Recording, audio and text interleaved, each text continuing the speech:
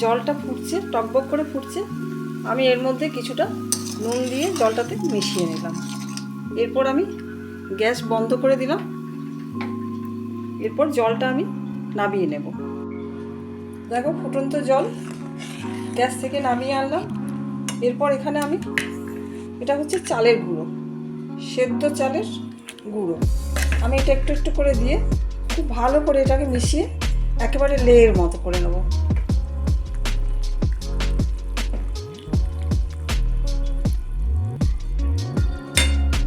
গরম একেবারে টেনে নিয়েছে সমস্ত জল। এরপর এটা যেমন আমার আটা মাখি ঠিক সেইভাবে এটাকে আটার মতো করে একটু মেখে নিতে হবে। এটা হচ্ছে সেদ্ধ চালের পিঠের জন্য সেদ্ধ চালের গুঁড়ি। একটা হয় আতপ চালের গুঁড়ি, সেটাই কিন্তু পিঠাটা একটু শক্ত হয়, তাই আমি সেদ্ধ চালের গুঁড়িটা নিয়ে এসেছি। এরপর আমি দেখাবো কিভাবে পিঠেটা তৈরি হচ্ছে। মেখে কিন্তু আমি এটাকে কিছুক্ষণের জন্য অন্তত 15 মিনিটের মতো এটাকে ঢাকা দিয়ে রেখে দিলাম, কারণ ওই চালের যে গুঁড়িটা আছে জলটা আরেকটু টেনে নেবে, তাতে খুব সুন্দর সেট হয়ে যাবে। আচ্ছা, পিঠের ভেতরে যে পুরটা লাগে তার জন্য আমি নারকেল আর গুড় দিয়ে বানিয়ে রেখেছি। এটা হচ্ছে পিঠের ভেতরে পুর দেওয়া। দেখো যে চাল গুঁড়িটা আমার মাখা হয়েছিল, আমি এটা ভাগ করে রাখলাম। এতে কি হবে, খুব তাড়াতাড়ি আমার কাজটা হয়ে যাবে, একটু সময়টা কম লাগবে। আর এটাতেও খেজুর গুড় আর নারকেল দিয়ে বানিয়ে রেখেছি। আর এটা আমাকে এই পিঠে বানাতে বানাতে একটু হাতে নিতে হবে, নইলে হাতে চিপ ধরে যায়, তাই এই চাল গুঁড়িটা রেখেছি। আর কি করব বলো তো, এই আটাটা সবটা ঢাকা না খুলে রেখে যাতে শুকিয়ে যাবে হাওয়াতে, তাই একটু একটু করে আমি একটা করে নেব আর বাকিটা ঢাকা দিয়ে রাখলাম যাতে না শুকিয়ে যায়। এবার চলো পিঠেগুলো আমি বানিয়ে নিই আগে। এই একটা করে লেচি বের করব আর আমি এগুলোকে একটা করে করে পিঠে বানিয়ে নেব। পৌষ মাস হতে একটু দেরি আছে, আরও একটা সপ্তাহ বাকি এখনো বোধহয়। পৌষ মাস আসতে এখনও 15 দিনের মতো বাকি, কিন্তু তার আগে আমি এই পিঠেটা বানাচ্ছি এই কারণে যে আমার ছোটো মেয়ে জার্মানিতে থাকে, সে অনেক দিন পর, প্রায় 3 বছর পর আসছে, ভীষণ ভালোবাসে সেই পিঠে খেতে। তাই আমি তার জন্যই পৌষ মাসের আগেই এই পিঠেটা একটু বানিয়ে নিচ্ছি, কারণ সে আবার চলে যাবে জানুয়ারি মাসে, সে আবার চলে যাবে জার্মানি, আবার কখন আসবে কোনো ঠিক নেই। তাই সে ভীষণ ভালোবাসে এই পিঠেটা খেতে। আমরা তো পরে খাবো, তখন মনটা খারাপ লাগবে যে ওকে খাওয়াতে পারলাম না। তাই এখন আমি এই পিঠেটা পৌষ মাসের আগেই বানিয়ে নিচ্ছি। এইভাবে দেখো এই একটা পিঠে বানানো হলো। এইভাবেই আমি সব পিঠেগুলো বানাবো।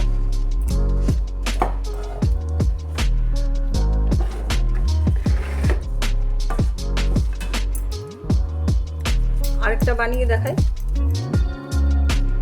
ওটা হচ্ছে সিঙ্গারার মতো করে বানালাম।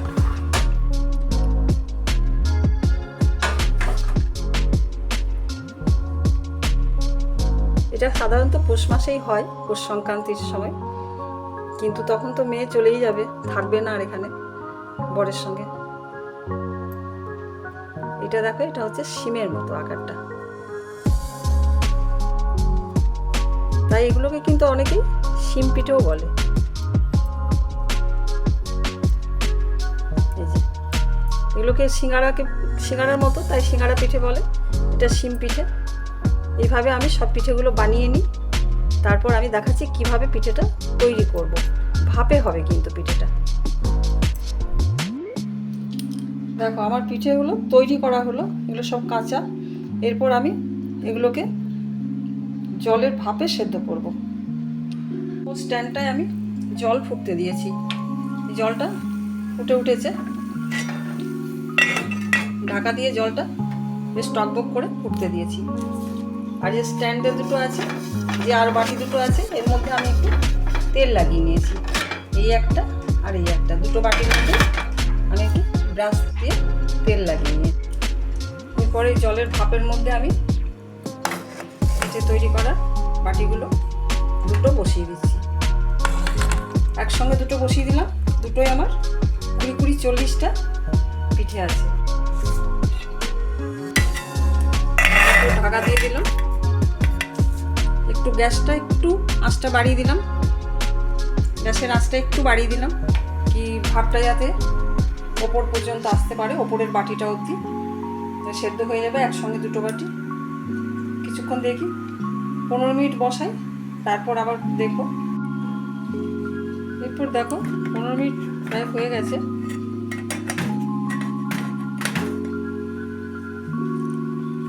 আমি এই ওপরের বাটিটা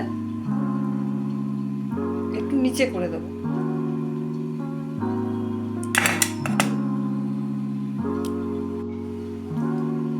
আমি ওপরে যে বাটিটা আছে সেটা একটু জায়গাটা চেঞ্জ করব, মানে এটা রাখলাম,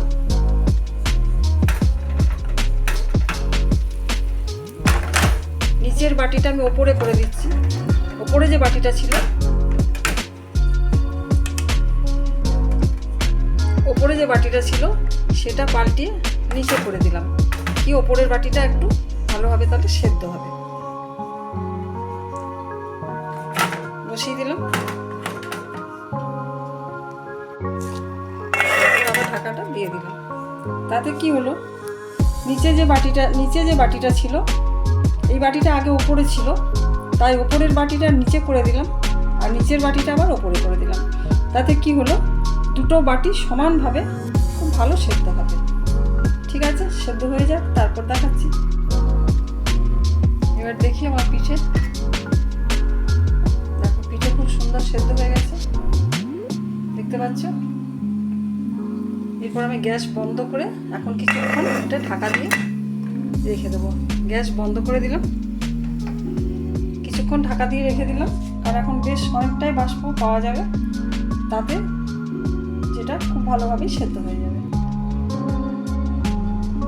পিঠে আমার সেদ্ধ হয়ে গেছে। এরপর আমি গ্যাস থেকে পিঠে নামিয়ে নিচ্ছি।